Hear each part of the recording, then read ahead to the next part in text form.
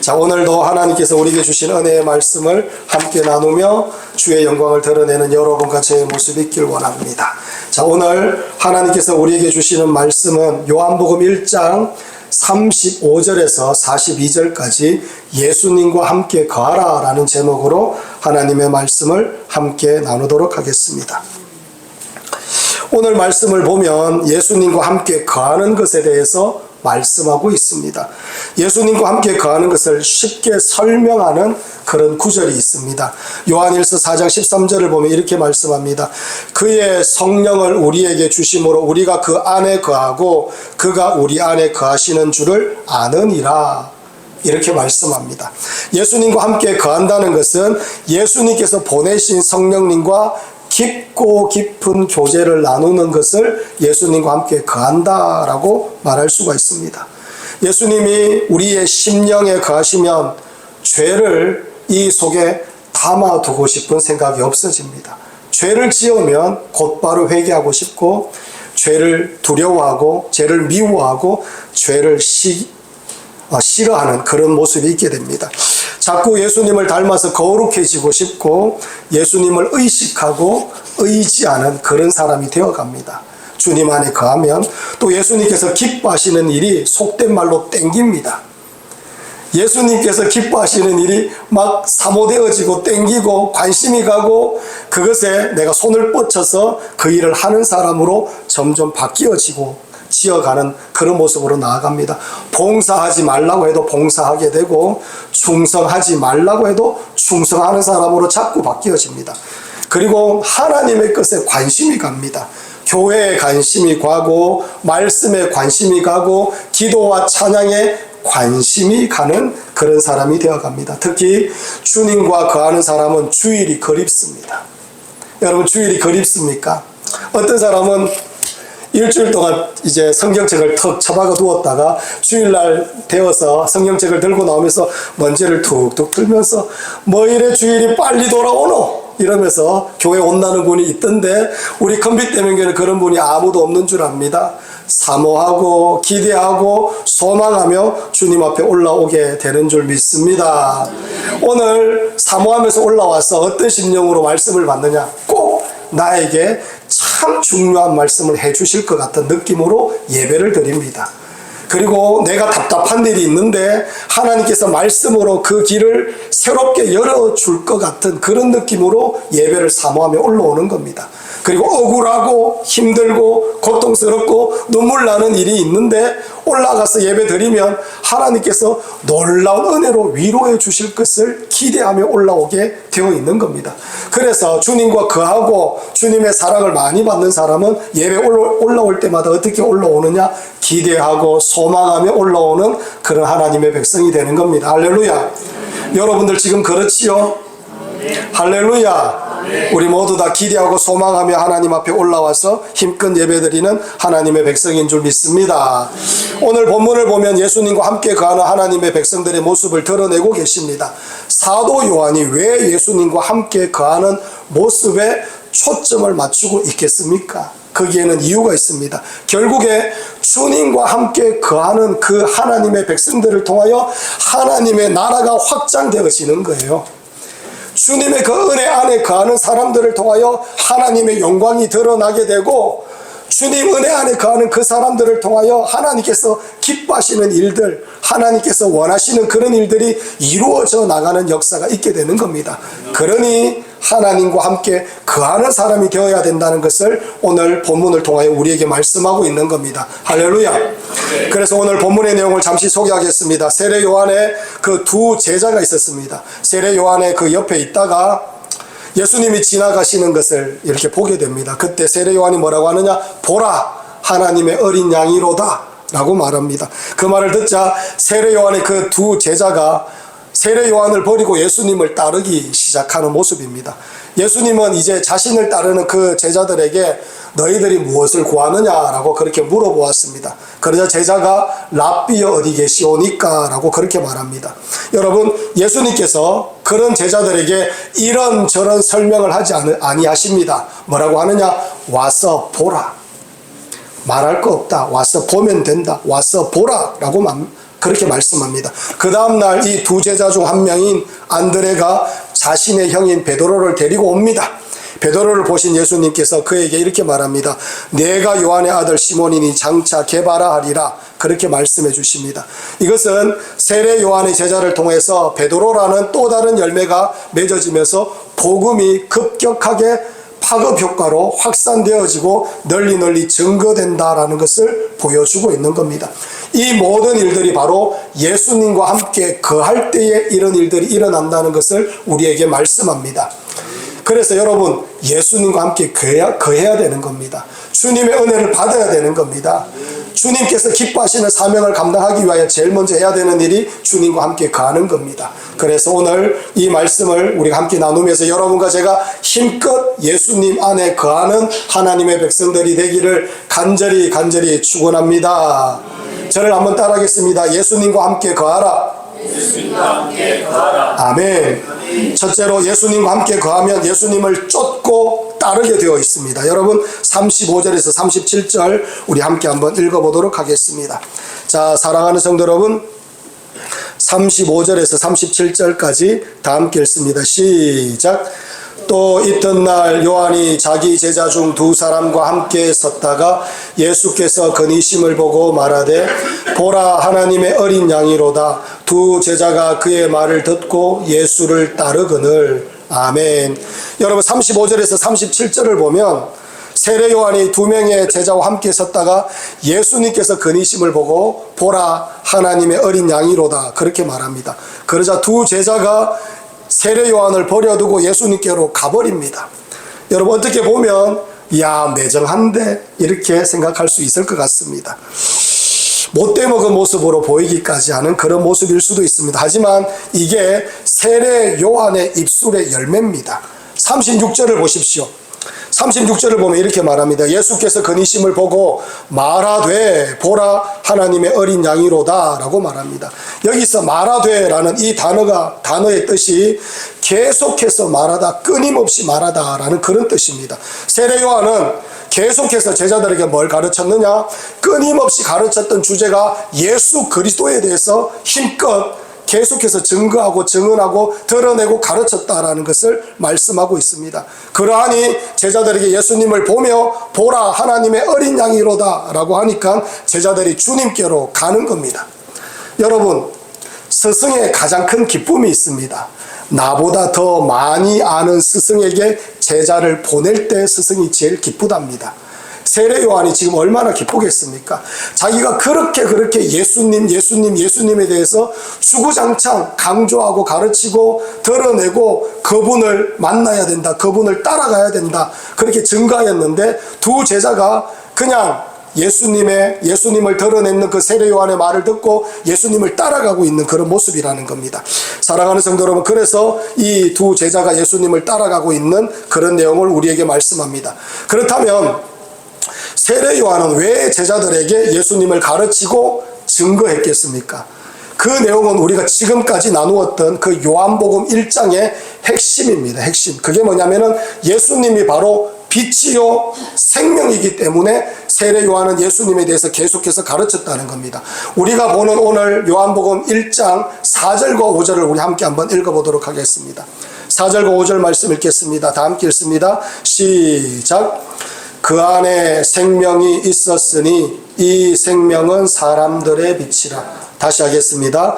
1장 4절과 5절을 읽겠습니다. 시작. 그 안에 생명이 있었으니 이 생명은 사람들의 빛이라. 빛이 어둠에 비치되 어둠이 깨닫지 못하더라. 아멘. 세례 요한은 자기 자신이 아무것도 아님을 알고 있었던 겁니다. 자신의 무능을 알았고 자기가 자기의 그 제자들에게 조금도 더 낫게 할 수 없고 이들을 천국으로 인도할 수 없다는 것을 세례 요한은 너무나 분명히 알았다는 겁니다. 그래서 제자들이 천국과 영생을 누리는데 조금도 보탬이 될 수 없다는 걸 알고 그 세례 요한은 천국과 영생의 주인 되시는 우리 구주 예수님을 계속 증거하고 증언하고 드러내고 있었다는 겁니다. 예수님을 전하였다라는 것을 말씀하고 있습니다. 여러분, 교회에서 이 강단에서 전해지고 또 전해져야 되는 그 말씀은 오직 예수님이 되어야 됩니다. 정치 이야기, 경제 이야기, 뭐 출중한 사람들 이야기, 뭐 대단한 이야기, 우스갯소리 이런 것들을 전하는 곳이 아닙니다. 인문학이 요즘에 유행인데 인문학으로 뭐 세상 지혜, 세상의 노래나 어떤 기술들 이런 것들을 전하는 것이 아니라는 겁니다. 그런 이야기를 할 때 대단한 것 같고 인식이 탁월한 것 같고 식견이 높은 것 같지만은 아무런 유익이 없습니다. 아무리 화려하고 듣기 좋은 세상의 이야기가 전해진다 할지라도 생명의 역사가 절대로 일어나지 않는 법입니다. 구원의 역사, 천국의 역사, 은혜의 역사, 성령의 역사가 일어나지 않는 겁니다. 왜냐하면 세상의 이야기는 생명이 아니고 빛이 아니기 때문인 것입니다. 오직 예수 그리스도만이 길이요 진리요 생명이기 때문입니다. 오늘날 예수님을 믿는 사람들의 주제, 인생의 목표가 예수님이 되어야 되는데 예수님이 아니 될 때가 너무 많습니다.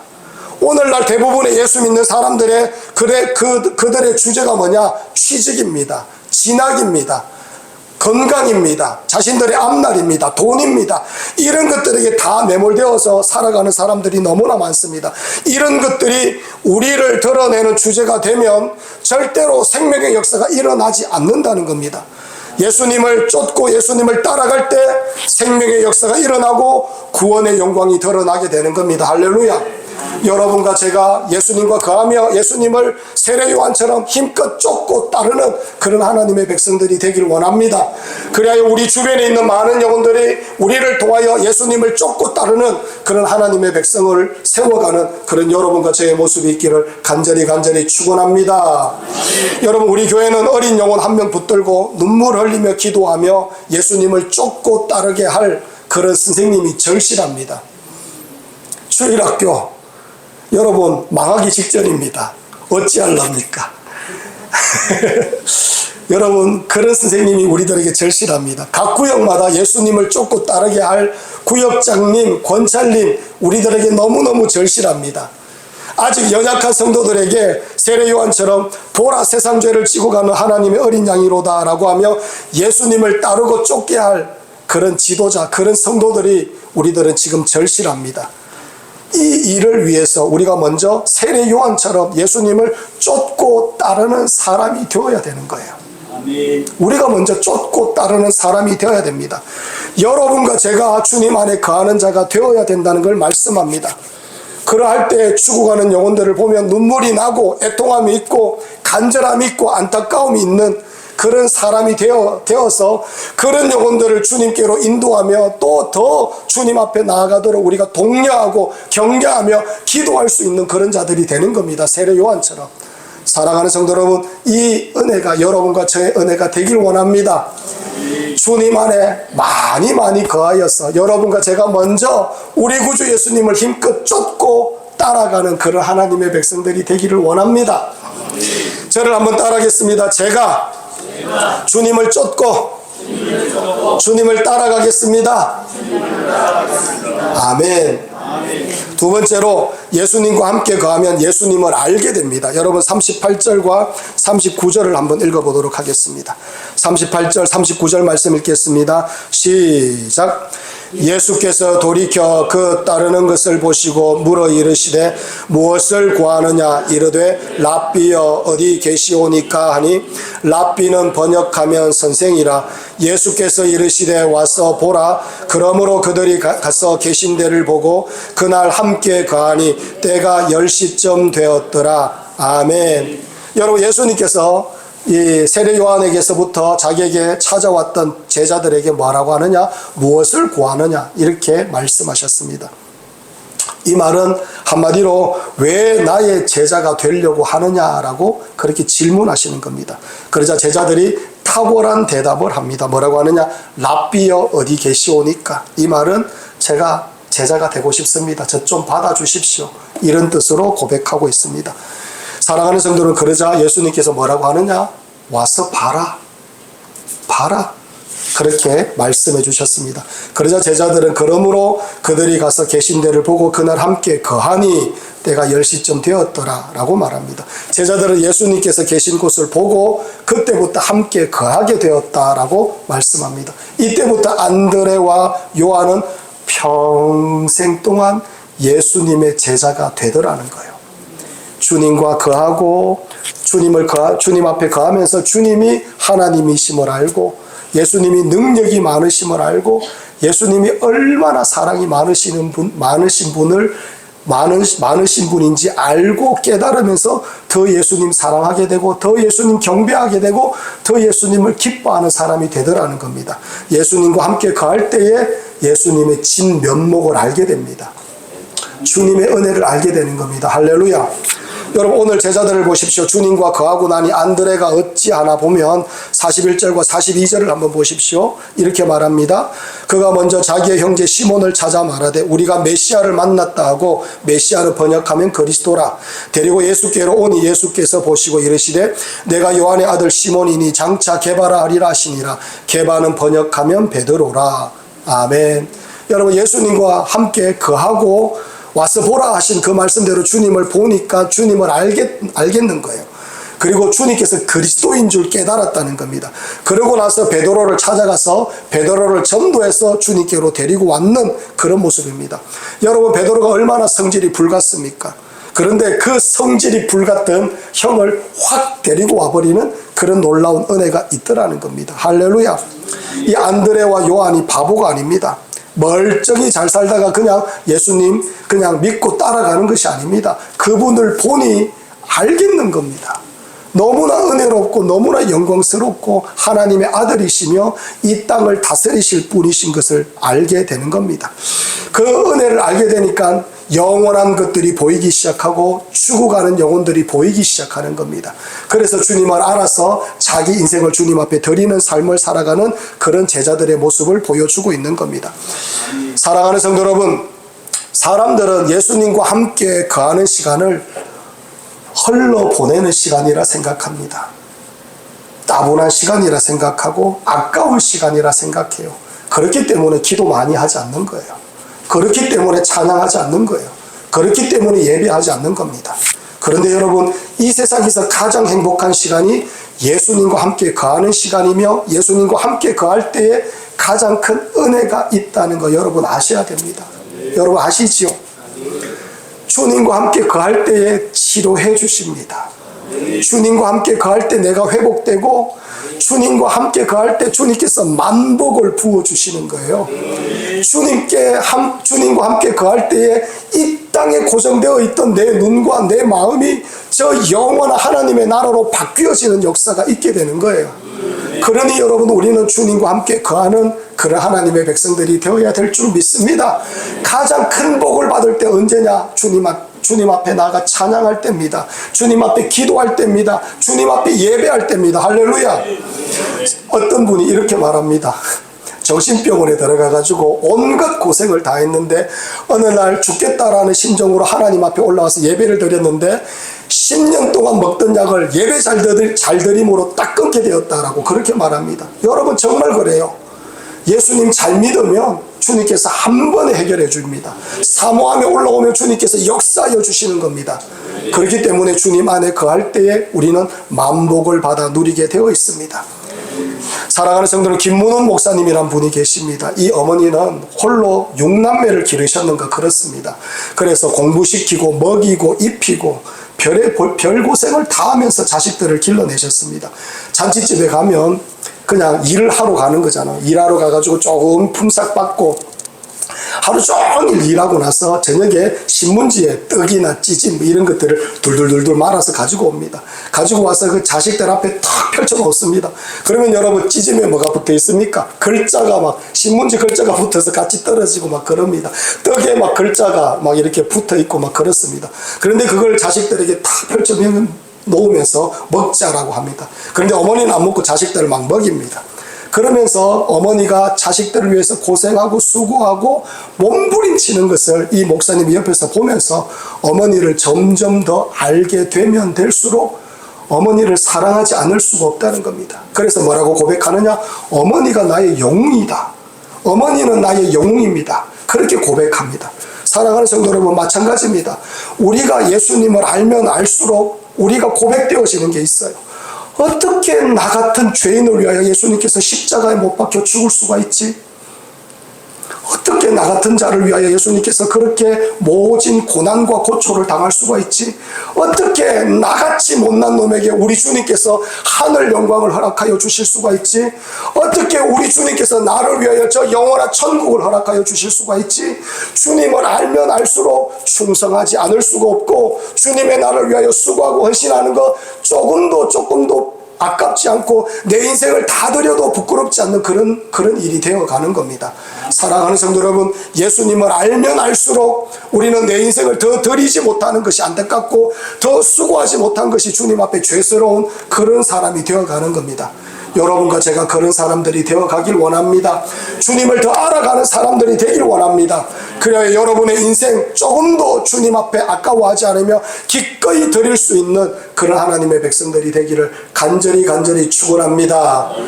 그런 사람들은 주님과 함께 거할 때 그런 은혜를 받습니다. 이 은혜가 우리 컴빛대명의 모든 성도들의 은혜가 되기를 간절히 축원합니다. 셋째로, 예수님과 함께 거하면 미래가 활짝 열립니다. 여러분, 41절과 42절 말씀 우리 함께 한번 읽어보겠습니다. 41절과 42절 말씀 읽겠습니다. 시작. 그가 먼저 자기의 형제 시몬을 찾아 말하되 우리가 메시아를 만났다 하고, 메시아는 번역하면 그리스도라, 데리고 예수께로 오니 예수께서 보시고 이르시되 내가 요한의 아들 시몬이니 장차 게바라 하리라 하시니라. 게바는 번역하면 베드로라. 아멘. 여러분, 안드레는 형 베드로에게 왔습니다. 우리가 메시아를 만났다라고 외쳤습니다. 그리고 예수님께로 데리고 갔습니다. 그때 예수님께서 베드로를 보자마자 내가 요한의 아들 시몬이니 장차 게바라 하리라 이렇게 말합니다. 베드로에게 새로운 이름을 더하여 주셨다. 시몬이니 장차 게바다라고 이렇게 이름을 바꾸어 주셨다라고 말합니다. 여러분, 성경을 보면 하나님께서 혹은 예수님께서 이름을 바꾸어 주신다라는 그런 뜻은 너는 내 것이다 라는 그런 뜻입니다. 내가 너 책임지겠다라는 그런 뜻입니다. 그래서 사울을 바울로 바꾸고 아브라함을 아브라함으로 바꾸고 야곱을 이스라엘로 바꾸어 주셨다는 겁니다. 사랑하는 성도들, 여러분과 저도 우리 하나님께서, 우리 주님께서 완전히 바꾸어 주셨습니다. 우리는 이름이 그대로지만은 우리의 신분과 모든 모습을 완전히 다 바꾸어 주셨습니다. 예전에 우리는 저주와 멸망을 받을 수밖에 없는 그런 우리들이었는데 우리 구주 예수님께서 하나님의 은혜로 말미암아 우리를 구원해 주셨습니다. 여러분, 멸망의 자식이었는데 이제는 천국 백성이 되었다는 겁니다. 불의의 병기로 마귀의 손에 쓰임받던 그런 여러분과 저였는데 이제는 주님의 그 의의 병기가 되어서 하나님의 나라와 하나님의 영광을 위하여 수고하고 희생하고 헌신하는 자로 바꾸어 주셨다는 겁니다. 할렐루야. 이것을 다른 말로 표현하면 예수님과 거하면 우리의 미래가 바뀌어진다라는 것을 말씀합니다. 여러분, 42절을 보면 예수님께서 베드로를 보시자마자 내가 요한의 아들 시몬이니 장차 게바라 하리라 하시니라. 게바는 번역하면 베드로라 라고 이렇게 말합니다. 여러분, 베드로가 어떻습니까? 불안정하고 성질이 불같습니다. 베드로가 어리석습니다. 그리고 제대로 배우지 못한 그런 일자무식한 그런 사람입니다. 그러나 베드로를 반석이라고 부르시고 이 반석이란 이름 그대로 예수님께서 베드로를 바꾸어 가셨습니다. 훗날 베드로가 사도가 되더라는 겁니다. 여러분, 베드로가 사도가 된 이유는 다른 게 아닙니다. 다른 그 어떤 것도 아니고 오직 하나, 주님과 함께 거하였기 때문에. 이 무식한 베드로가 오직 잘한 게 하나가 있는데 주님과 함께 거하니 주님께서 책임지시고 붙잡아 주시고 인도하여 주시더라는 겁니다. 할렐루야. 저는 이 은혜가 여러분과 저의 은혜가 되기를 간절히 축원합니다. 제가 아는 권사님의 권사님이 계시는데 자녀가 3명입니다. 자녀가 3명인데 첫째가 장남이고 둘째, 셋째가 딸이었습니다. 그런데 이 장남이 맨날 술 먹고 엉뚱한 짓을 합니다. 이 고등학생인데 술을 먹고 돌아다니면서 엉뚱한 짓을 하고 대학도 못 가고 삼수, 사수까지 했습니다. 그런데 그 어머니가 올라와서 뭐라고 하느냐면은 하나님, 우리 자녀 누구 이렇게 자녀 이름 3명을 쭉 불러가면서 세계 선교에 하나님 아버지 쓰임받게 하시고 하나님 나라와 영광을 위하여 수고하는 자들이 되게 하여 주옵소서. 지금 술 먹고 돌아다니는데 권사님은 올라와서 늘 그렇게 기도하셨습니다. 그래서 목사님이 보시면서 항상 뭐라고 하셨느냐면은 답답해 죽겠다, 답답해 죽겠어. 지금 책하고 있는데 내 답답해 죽겠다, 막 그런 말을 하셨습니다. 그런데 목사님이 믿음이 없으셨지. 권사님이 계속해서 자녀들을 위하여, 세계 선교를 위하여 그러면서 막 기도하니까 결국에 그 술 먹던 그 아들이 4수 만에 의과대학에 들어갔습니다. 의과대학에 들어가서 이쪽 저쪽으로 이제 의과대학을 졸업하고 그리고 뭐 직장을 다니면서 병원 일을 하다가 나중에는 병원 의료 선교사가 되어서 이쪽 저쪽에 아프리카에 동남아에 다니면서 의료 기술을 전하는 그런 선교사로 쓰임받고 있습니다. 근데 두 딸이 있는데 두 딸이 얼마나 못난지 모릅니다. 둘째는 덜창코였습니다. 코가 이렇게 올라갔는데 그 둘째 딸이 결혼했는 그 사위가 뭐라고 하느냐면은 덜창코가 매력이 있답니다. 그렇게 결혼을 했어요. 셋째는 자유분방하게 생겼습니다. 얼굴이 좀 남들이 보기에 참 자유분방하게 생겼다라고 할 만큼 얼굴이 좀 그랬습니다. 그런데 이 셋째 사위가 뭐라고 하냐면은 제가 보기엔 이쁩니다. 이러면서 결혼을 했습니다. 그래서 그 사위들이 다 의사였습니다. 그렇게 결혼해가지고 또 이쪽 저쪽 다니면서 그렇게 복음을 전하고 하나님의 영광을 드러내는 그런 역사가 있더라는 겁니다. 사랑하는 성도 여러분, 제가 왜 이 말씀을 여러분에게 전하느냐 하면은 여러분 요한복음 15장에 이렇게 말합니다. 4절과 5절을 보면 내 안에 거하라 나도 너희 안에 거하리라. 가지가 포도나무에 붙어 있지 아니하면 스스로 열매를 맺을 수 없음 같이 너희도 내 안에 있지 아니하면 그러하리라.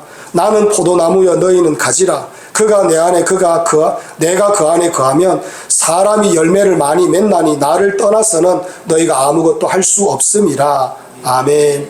주님 안에 거할 때 열매를 거둔다고 하셨습니다. 예수님 안에 거할 때 열매를 맺게 되어 있습니다. 사랑하는 성도 여러분, 우리 돌아가는 이야기 하지 맙시다. 제가 송부 영신 예배 때부터 여러분에게 계속해서 전하고 있습니다. 저는 여기 강단을 눈물로 적시고 여러분의 그 자리에 눈물을 적시기 바랍니다. 여러분 눈물 안 흐르면 눈을 콕 찔러가지고 눈물 흘려 뿌리십시오. 그렇게 1년만 눈물 한번 흘려보십시오. 그러면 여러분의 미래가 확실히 달라집니다. 확실히 달라집니다. 여러분 가정이 달라지고 우리 교회도 달라질 겁니다. 예수님 안에 거할 때에 우리의 미래가 달라지는 겁니다. 할렐루야. 이 영광스러운 하나님의 말씀을 붙잡고 여러분 주님 안에 힘껏 거하며 주님 앞에 부르짖는 그런 우리 하나님의 백성들이 되기를 원합니다. 그래야 2024년 2025년 가면 갈수록 하나님의 놀라운 복과 은혜가 여러분의 삶과 여러분 가정 가운데 충만하게 흘러넘치는 역사가 있기를 간절히 축원합니다.